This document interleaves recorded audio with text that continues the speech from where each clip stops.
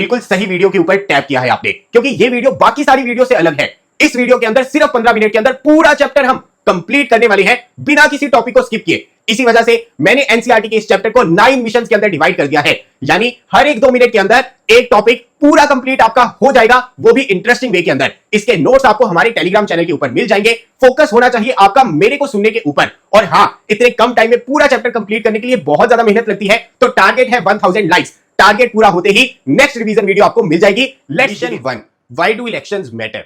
भारत के अंदर जनता के पास में पावर है, उसे ही हम डेमोक्रेसी बोलते हैं। इस पावर का यूज जनता करती है वोट डालकर। उसी प्रोसेस को इलेक्शन कहा जाता है। भारत के अंदर जो जनता है उसके पास में मेजरली 3 बड़ी पावर्स है। रिप्रेजेंटेटिव्स को चुनना, सरकार बनाने में अपना सहयोग देना, और तीसरा जिन रिप्रेजेंटेटिव्स को हमने चुना है उनको अकाउंटेबल ठहराना। अब भारत के अंदर 2 तरह के इलेक्शंस होते हैं।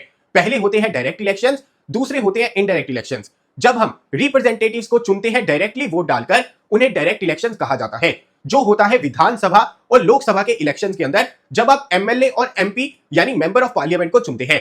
इनडायरेक्ट इलेक्शंस का मतलब जिन रिप्रेजेंटेटिव्स को हमने चुना है एमएलए और एमपी वाले इलेक्शंस के टाइम पर, जब वो लोग आगे किसी को चुनते हैं, जैसे राज्यसभा वाले इलेक्शंस, विधान परिषद वाले इलेक्शंस, उन्हें इनडायरेक्ट इलेक्शंस कहा जाता है। यानी जब हम डायरेक्टली रिप्रेजेंटेटिव्स को चुनते हैं वो डायरेक्ट इलेक्शंस होते हैं, जब हमारे द्वारा चुने गए रिप्रेजेंटेटिव्स किसी और को चुनते हैं उन्हें इनडायरेक्ट इलेक्शंस कहा जाता है। मिशन 2, इलेक्शन मशीनरी, यानी भारत के अंदर जो इलेक्शंस कंडक्ट करवाए जाते हैं, एक्चुअल में उसका प्रोसेस क्या होता है। जो हमारा संविधान है उसके अंदर रूल्स और लॉज मेंशन है कि इलेक्शन कैसे कंडक्ट करवाए जाएंगे, लेकिन इलेक्शंस कंडक्ट करवाने का काम इलेक्शन कमीशन ऑफ इंडिया करती है, उसको सुपरवाइज करने का काम भी इलेक्शन कमीशन ऑफ इंडिया करती है।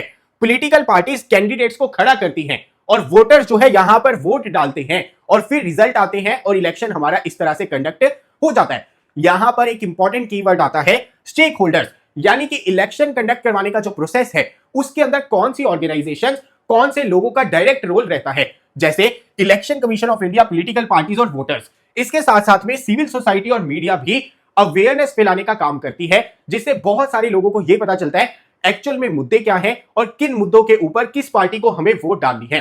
साथ ही साथ में यहां पर एक इंपॉर्टेंट कीवर्ड आएगा इलेक्टोरल सिस्टम। इलेक्टोरल सिस्टम का क्या मतलब है, how votes are converted into seats, यानी कि आपने तो वोट डाल दी, वोट डालने के बाद में इलेक्शन जीतेगा कौन, वो सीट किस पार्टी को मिलेगी, इसका डिसीजन एक सिस्टम के तहत लिया जाता है, उसे ही कहते हैं इलेक्टोरल सिस्टम। और इलेक्टोरल सिस्टम हर एक कंट्री के अंदर अलग अलग फॉलो किया जाता है। भारत के अंदर जो डायरेक्ट इलेक्शंस होते हैं, लोकसभा और विधानसभा, वहां पर यूज होता है first past the post system, यानी वोट आप कैंडिडेट को डालते हैं और जिस कैंडिडेट को सबसे ज्यादा वोट्स मिलेंगी वो यहां पर इलेक्शन जीत जाएगा। देन हमारा आता है मेजॉरिटी सिस्टम।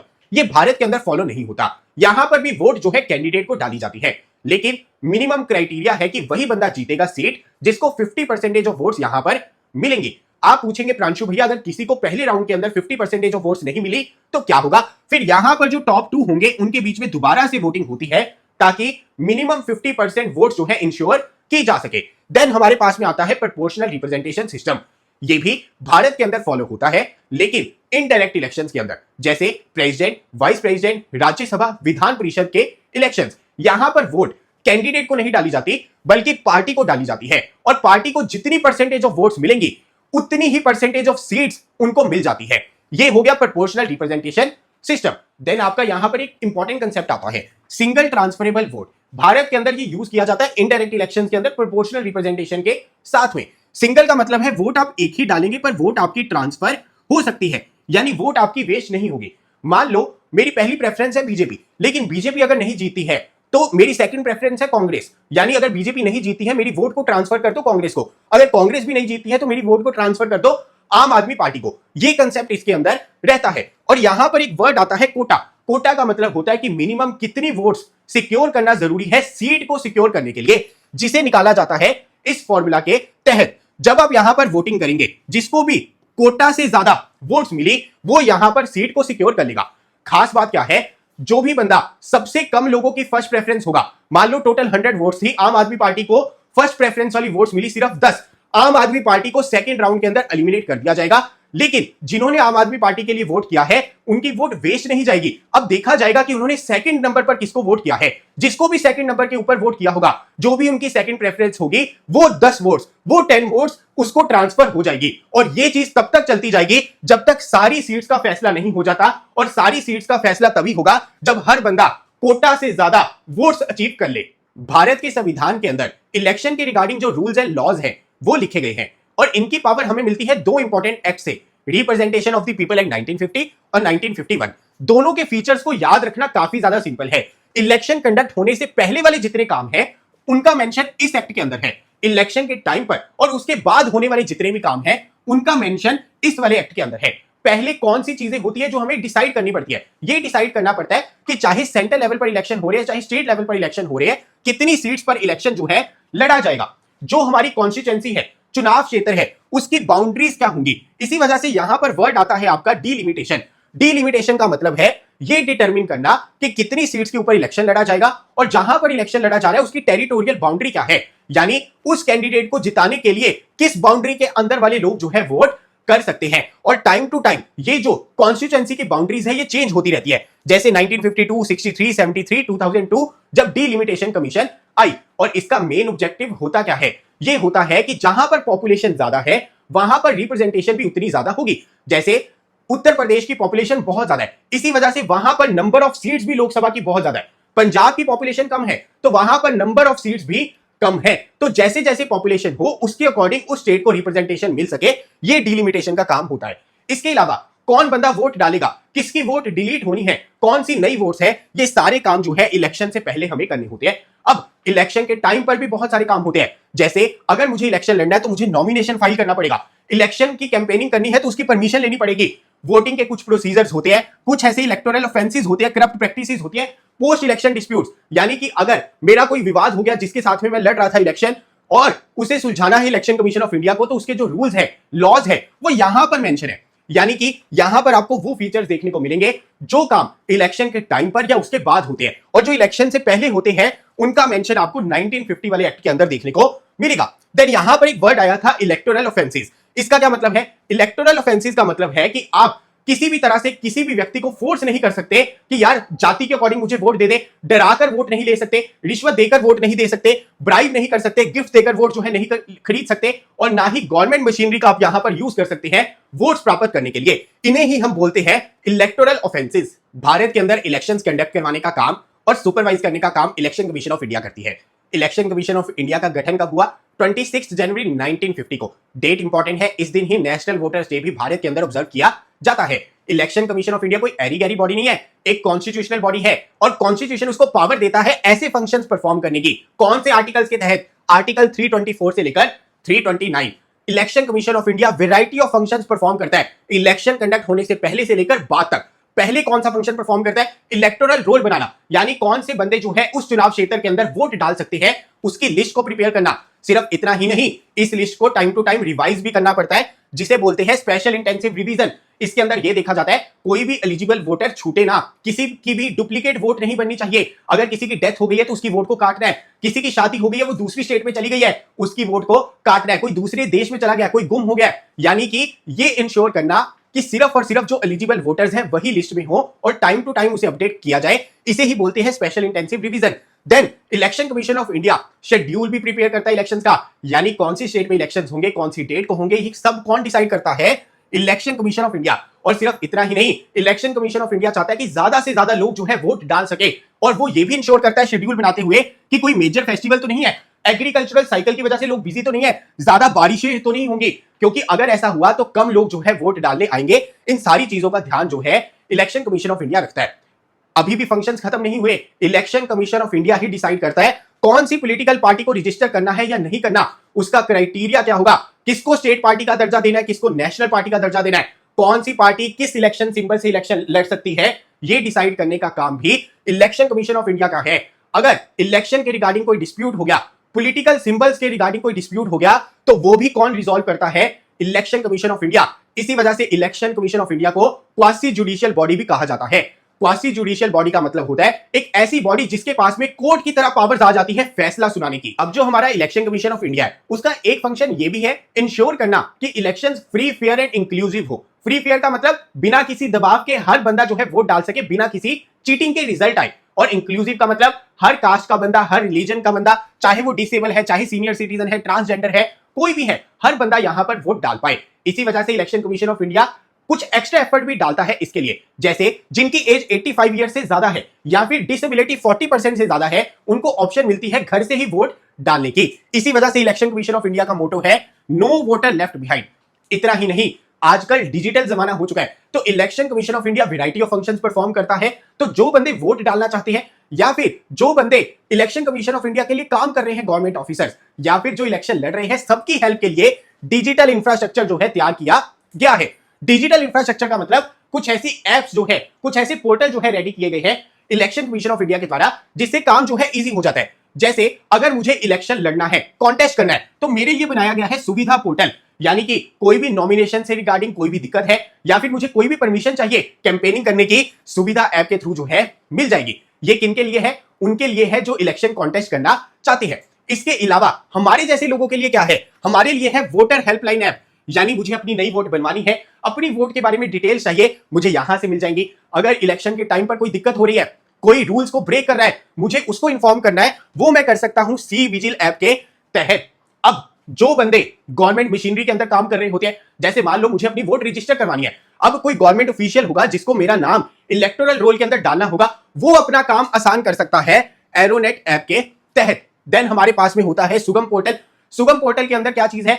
इलेक्शंस के टाइम पर बहुत सारे व्हीकल्स की आवश्यकता होती है मूवमेंट के लिए, कभी इधर से उधर जाना है, तो जितने भी व्हीकल्स है उनका ट्रैक रिकॉर्ड यहां पर इस पोर्टल के तहत जो है मिल जाता है।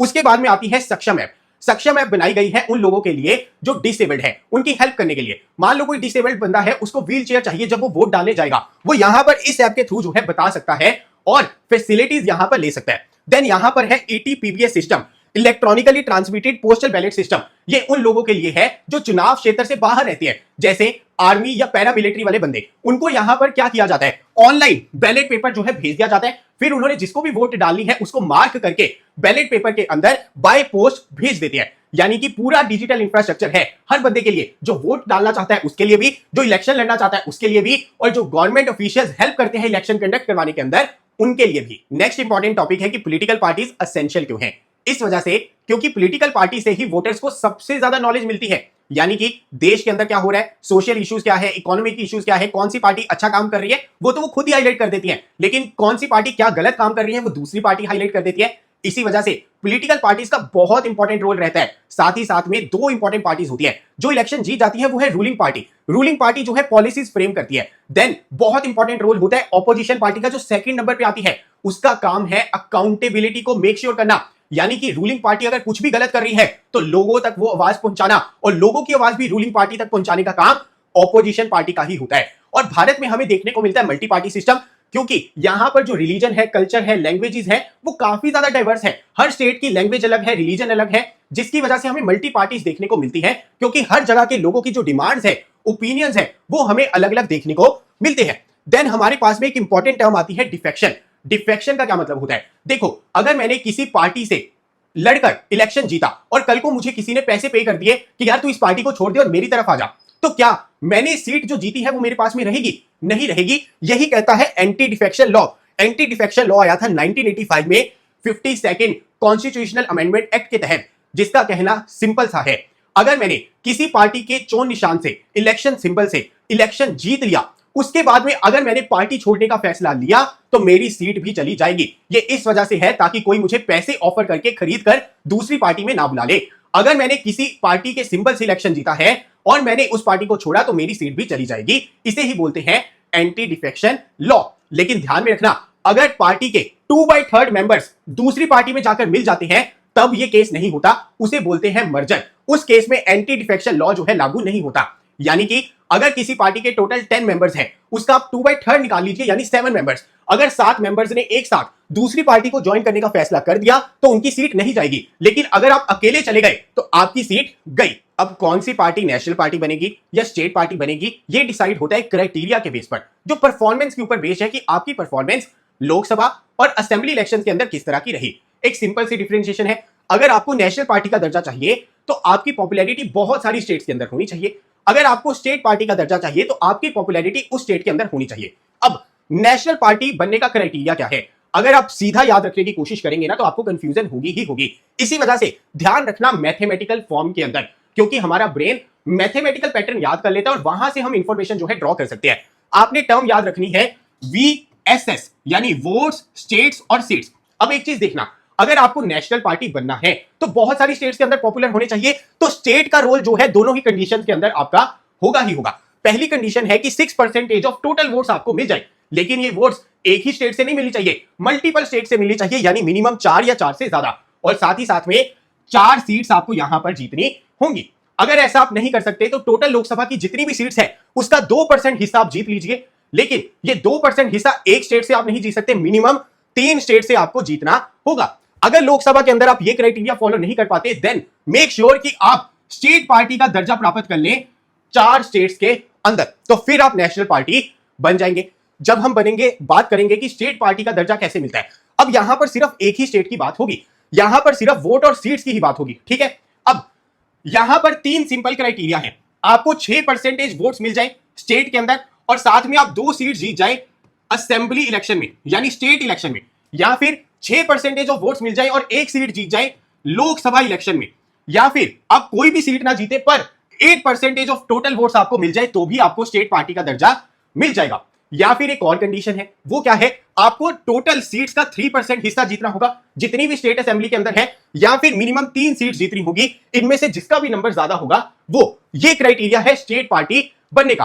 अब इसके बाद में एक और पार्टीज होती है, रजिस्टर्ड अनरिकॉग्नाइज्ड पॉलिटिकल पार्टीज। ये पार्टीज ऐसी होती है जिन्होंने रजिस्ट्रेशन करवाने के बाद में या तो इलेक्शन नहीं लड़ा या फिर इलेक्शन लड़ने के बाद में इतनी वोट्स प्राप्त नहीं की कि वो यहां पर नेशनल पार्टी या फिर स्टेट पार्टी का दर्जा प्राप्त कर सके। अब यहां पर आपका एक और कंसेप्ट आता है अलायंसेस का। ये आपको ये बताना चाह रहा है कि हमेशा ऐसा नहीं होता कि एक पॉलिटिकल पार्टी अकेले इलेक्शन लड़ती है, कई बार वो मल्टीपल पॉलिटिकल पार्टीज के साथ में हाथ मिला लेती है, जिसे हम क्या बोलते हैं, अलायंसेस बोलते हैं।